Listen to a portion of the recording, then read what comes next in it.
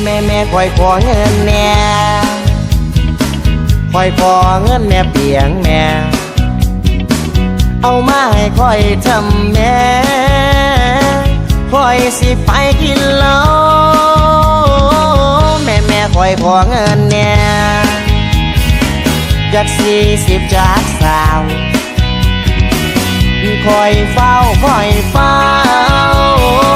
วงเราคอยขายอยู่ปุ่นแม่คือลีลาแค่แม่อีแม่ที่มีพระคุณ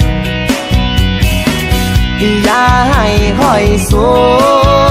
ญเดี๋ยวมันสิวุ่นวาย